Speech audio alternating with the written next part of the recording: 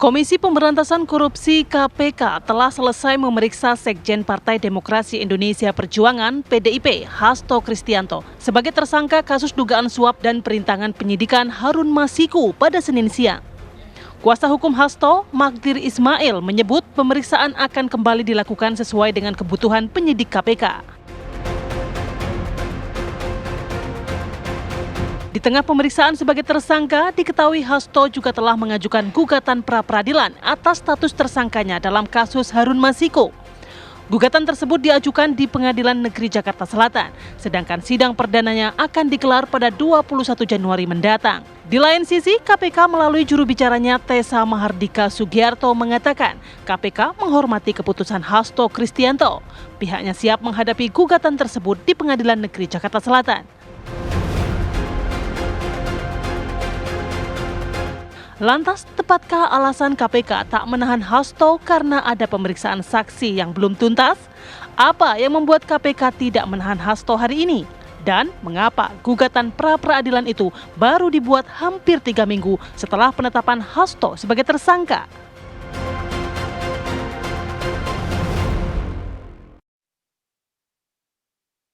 Hasil koordinasi saya dengan penyidik, yang bersangkutan tidak dilakukan penahanan hari ini karena penyidik masih membutuhkan waktu untuk memeriksa beberapa saksi yang masih belum hadir dan masih dibutuhkan. Ya, sebagaimana rekan-rekan ketahui juga ada beberapa saksi yang dipanggil di perkara ini belum hadir. Beberapa diantaranya Saudara Saiful Bahri, ada juga Saudari Maria Lestari, dan ada beberapa saksi lainnya. Jadi penyidik menilai belum diperlukan untuk dilakukan penahanan, dan tentunya bila penyidik dan jaksa penuntut umum sepakat bahwa berkas ini sudah siap untuk dilimpahkan, maka proses tersebut akan dilanjutkan. Ya, akhirnya terjawab juga ini adalah waktu saat KPK kemudian memeriksa Sekjen PDI Perjuangan Hasto Kristianto tadi siang. Usai 3,5 jam kemudian diperiksa, akhirnya KPK menetapkan Hasto tak ditahan. Pertanyaan besar ya, mengapa kemudian Hasto tak ditahan? Benarkah kemudian KPK beralasan dengan klaimnya karena menunggu sejumlah saksi-saksi? Atau justru memang KPK yang tak yakin dengan berbagai bukti-buktinya? Di lain sisi, Hasto pun juga akan mengajukan pra-peradilan. Kita tunggu seperti apa nanti kunci-kunci yang akan dikeluarkan. Langsung saja kita akan bahas bersama dengan sejumlah narasumber kami sudah hadir di sini. Sudah hadir ada kuasa hukum dari Hasto Kristianto, ada Mas Alfon Kurnia, kemudian mantan penyidik KPK ada Mas Yudi Purnomo, dan juga Guru Besar Ilmu Hukum Universitas Al-Azhar Indonesia, Prof. Suparja. Selamat malam Bapak-Bapak. Malam Mbak. Ya, terima kasih sudah hadir Mas, Bang, Selalu Prof. senang. Selalu senang, oke. Selalu senang juga kalau kita lihat nampaknya tadi siang wajah dari Mas Hasto cukup ceria, cukup sumringah gitu walaupun sudah diperiksa 3,5 jam, Mas Alfon. Ya, kalau di beberapa berita itu dikatakan bahwa cuaca itu mendukung sebenarnya. Dalam artian ketika beliau datang kan cuaca cerah, dan kemudian pada saat pemeriksaan kan hari hujan kan, dan kemudian ketika keluar itu hujannya berhenti gitu kan. Itu sih sebenarnya gitu kan. Dan lagi pula kan sebenarnya kan pada saat ini kan tidak ditahan. Itu sih sebenarnya suatu hal yang sangat membuat beliau menjadi suatu kabar gembira lah seperti itu. Oke, memang tadi pada saat pemeriksaan 3,5 jam gitu ya diperiksa. Apa materi pemeriksaan tadi? Ya, pada sebenarnya tadi juga jubir KPK sudah mengatakan juga sih sebenarnya, dan beliau memang lebih, atau penyidik itu lebih berkompeten lah untuk menjelaskan itulah ya, untuk itu. Nah, tapi sih pada prinsipnya kan tadi juga dikatakan oleh jubir ini kan ada beberapa saksi-saksi yang belum dipanggil. Nah, seperti yang terdahulu juga saya katakan bahwa dalam melakukan penyidikan itu kan harus prudent atau hati-hati ya, kan gitu kan. Nah, kehati-hatian itu menjadi suatu hal yang paling pokok gitu kan untuk melakukan penegakan hukum. Karena ini kan proses due process of law gitu ya, dan di mana di situ ada kerangka-kerangka hak asasi manusia yang harus dihormati gitu kan, dan ketercukupan alat bukti gitu kan, dan ketercukupan bukti itu yang sah dan macam-macam.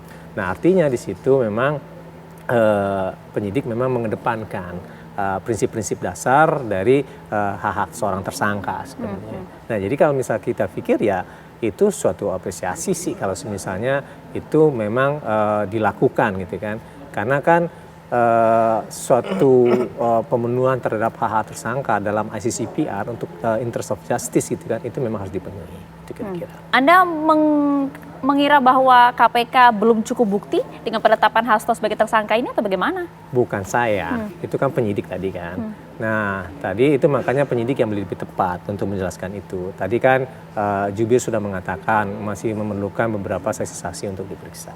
Gitu. Oke, Mbak Sudi, klaim ini tepat tidak sih kalau kemudian KPK menyebut memang belum ditahan, alasannya karena ya pemeriksaan saksi belum selesai? Ya, atau hanya ada udah di balik batu di balik kenyataan ini? Di balik bakwan mungkin ya. Enak itu. Kalau saya melihat ya tentu mungkin KPK lagi baik hati hari ini ya. Jadi istilahnya kan ya tentu sekali lagi walaupun ada alasan subjektif, kemudian alasan objektif ya, kemudian akhirnya tidak dilakukan penahanan ya kembali ke penyidik dan tentu saja pimpinan KPK. Karena untuk menahan itu kan ada sudah perintah penahanan dari pimpinan KPK. Itu yang pertama.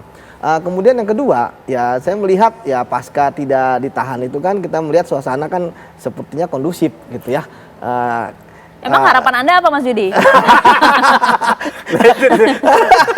Bahas ya kan kondusif gitu kan, aman alhamdulillah gitu kan. Artinya saya melihat ya tentu KPK tentu melihat selama ini kan dalam proses pengusutan ini ya, kita nggak berbicara mengenai barang bukti dan sebagainya. Saya yakin sebenarnya sudah ada ya. Saya waktu jadi penyidik itu menetapkan tersangka itu ya tentu barang buktinya sudah ada. Yang dilakukan setelah itu kan sebenarnya prosesnya hanya pertama menambah barang bukti, ya kan, kemudian mengembangkan perkara. Ya, tapi ketika tadi tidak ditahan tentu saya lebih banyak melihat bukan faktor hukum ya, tapi faktor non teknis ya. Oke, artinya saksi ini sebenarnya bukan masuk dalam bahan perkara kan? Ya ini pasti akan masuk perkara, tetapi kan dia kan lebih banyak untuk tadi memperkuat pembuktian ya, dari bukti yang sudah dimiliki atau mengembangkan perkara. Itu aja sebenarnya. Sebenarnya nggak cocok jawaban alasan seperti itu ya. Okay. Alasan bilang aja bahwa hari ini kami tidak tahan, udah seperti itu. Kalau seperti tadi kan seperti mencari alasan saja gitu kan, karena ketika ditahan itu kan dia diduga keras ya kan bahasanya ya kan, seperti itu.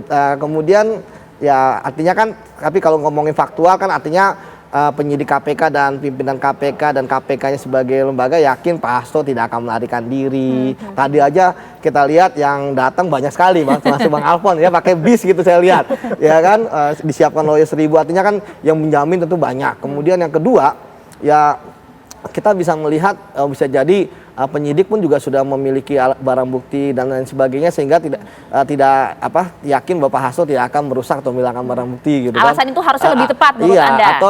Atau yang ketiga ya mengulangi kesalahannya, perbuatannya ya, seperti itu. Jadi saya pikir ya hari ini tidak ditahan, tapi kan bukan berarti ini ada hubungannya dengan pra peradilan maksud saya. Jadi ini kan hal yang terpisah gitu kan. Ketika penyidik tidak menahan, artinya penyidik tentu harus juga ya melihat, harus juga melakukan tindak-tindakan penyidikan gitu kan, bukan artinya freeze gitu kan, bukan artinya beku gitu kan, nunggu dulu lah, enggak lah. Selama proses itu memanggil saksi ya kan, menggeledah, itu harusnya masih bisa dilakukan seperti itu. Oke, artinya kalau kemudian ada suara, ada klaim yang kemudian menyebutkan, oh ini KPK ingin menunggu dulu nih bagaimana hasil pra-peradilan nanti yang diajukan Hasto untuk menjaga nanti marwahnya, jangan ditahan dulu deh gitu. Mungkin tidak hal semacam ini? Ya itu kan sekali lagi ada namanya strategi penyidikan, itu yang pertama. Tetapi juga jangan sampai strategi penyidikan itu kan membuyarkan proses penyidikan. Karena sekali lagi ini kita berkaca dari pengalaman-pengalaman KPK sebelumnya. Ketika menunggu praper ya tanpa ada suatu tindakan yang berarti, akhirnya ketika kalah KPK bingung mau ngapain. Kita contoh misalnya ketika kasusnya Prof. Odi OS misalnya, ketika menang praper KPK apa yang dilakukan? Kan kita praper kan uji formil, tapi tidak ada lagi kelanjutannya. Termasuk yang terakhir mantan Gubernur Kalsel, ya Paman Birin misalnya, ya KPK ketika proses penyidikan sebelum kalah kan tidak menerbitkan DPO. Ini kan menarik, gitu. Jadi ketika misalnya ada kebiasaan di KPK ketika tersangka dipanggil, terutama dalam kasus suap ya, artinya sebenarnya buktinya sudah kuat dan berkas siap dilimpah, itu tidak dilakukan penahanan, gitu kan? Akhirnya ya tentu KPK melihat KPK mencoba untuk mengubah gayanya. Dan ingat loh, saya bisa jadi jangan-jangan ini kan pimpinan kan pertama kali menaikkan sprindiknya itu langsung Pak Hasto. Kan nggak main-main, nggak kaleng-kaleng gitu kan, sekjen partai terbesar gitu. Bisa jadi mungkin melihat, ya kalau kita lihat pemberitaan mungkin bisa jadi ada tekanan-tekanan yang kuat dari pimpinan KPK, wah pemberitaan dan sebagainya, udahlah jangan tahan dulu gitu kan, sebagai strategi mereka untuk mengendurkan urat saraf, apalagi kan ya tuduhan-tuduhannya kan tentu bukan main-main ya. Masa sekuat ya kan? KPK terpengaruh dengan opini publik, Itulah Mas Budi. makanya menurut saya, ya kan harusnya nggak terpengaruh, kalau yakin, kalau sekarang kan akhirnya KPK, tadi saya katakan, terjadi dualisme, kenapa nggak ditahan, ya kan, ketika nggak ditahan, posisi satu, kenapa nggak ditahan nih? Yang satu senang, sama begitu ditahan, yang satu juga tetap menekan gitu kan, yang satu lagi senang lagi. Oke deh, kalau begitu kita lihat dulu lah ya, kan ada 2 sprindik ya terkait dengan kasus suap dan juga perintangan penyidikan. Kita hadirkan terlebih dahulu ini infografis untuk Anda, bagaimana kemudian kronologi tindak pidana lain yang diduga juga dilakukan oleh Hasto ini pada tanggal 8 Januari 2020. Kalau kita lihat pemirsa, saat KPK gelar operasi tangkap tangan, Hasto perintahkan Nur Hasan menelepon Harun Masiku untuk merendam HP dan kemudian segera melarikan diri. Ini juga sempat disampaikan langsung oleh pihak KPK. Sementara itu pemirsa, pada 6 Juni 2024 sebelum diperiksa sebagai saksi oleh KPK, Hasto juga sempat dituding perintahkan Kusnadi untuk tenggelamkan HP yang dalam penguasaan Kusnadi agar tidak ditemukan oleh KPK. Sementara itu Hasto juga diketahui mengumpulkan beberapa saksi terkait dengan perkara Harun Masiku dan kemudian mengarahkan agar saksi tidak memberikan keterangan sebenarnya. Ini adalah data-data yang kami kumpulkan dari pihak KPK. Prof, kalau melihat dari beberapa data tersebut ya, apakah kemudian bukti-bukti ini masih belum kuat untuk membuat KPK menahan Hasto usai 3 minggu penetapan, sudah diperiksa 3,5 jam, sudah digeledah 2 rumah? Ya, pertama penahanan kan bukan sebuah keharusan, sebuah pilihan gitu ya, yang dapatkan kalau kemudian terpenuhi syarat subjektif dan objektif kan. Nah, soal kaitannya dengan cukup alat bukti adalah kaitannya dengan soal penetapan tersangka. Pada dalam hal ini KPK sudah merasa cukup alat bukti sehingga kemudian ditetapkan tersangka yang kemudian akan diuji dalam pra-peradilan. Maka untuk itu sangat tidak terkait katanya cukup alat bukti, katanya dengan soal penahanan. Sebetulnya ini soal subjektivitas, soal keberanian dari KPK. Dan kalau kemudian mendasarkan pada alasan masih perlunya pemanggilan beberapa saksi, itu dia. Saya kira itu alasan-alasan yang mengada-ada. Dan pada sisi yang lain juga, pra-peradilan juga tidak menunda untuk penetapan, misalnya penetapan penahanan. Jadi ini adalah membuktikan bahwa sebetulnya bagaimana penyidik untuk kepentingan penahanan ini lebih pada faktor subjektivitasnya. Kemudian tidak perlu menahan, tadi Mas Yudi sudah mengatakan, yakin tidak akan menghilangkan, merusak barang bukti, yakin tidak akan melarikan diri, yakin tidak akan mengulangi perbuatannya, sehingga kemudian tidak dilakukan penahanan. Itu kan karena memang subjektivitas penyidik, gitu dan ya. itulah yang diatur dalam KUHAP, bahwa dalam KUHAP penahanan alasan subjektivitas antara lain tentang itu. Tetapi kalau kemudian mendasarkan belum diperiksanya saksi ini, sebenarnya ada suatu alasan yang mengada-ada. Tetapi kemudian yang terpenting adalah bagaimana KPK tanpa menahan menunjuknya kinerja yang baik dalam konteks pengurusan perkara ini. Jangan sampai justru kemudian tidak ditahan, perkaranya mandek, perkaranya tidak jalan, dan lain sebagainya. Ini yang ditunggu. Jangan sampai hanya heboh saja, tetapi kemudian tidak ada hasilnya yang kemudian signifikan. Kan, gitu. Heboh saja tidak ada hasil yang signifikan, dan kemudian alasan KPK penahanan Hasto pun dianggap mengada-ngada. Mas Alfon harus menjawab usai jeda ya. Sesaat lagi di Apa Kabar Indonesia Malam.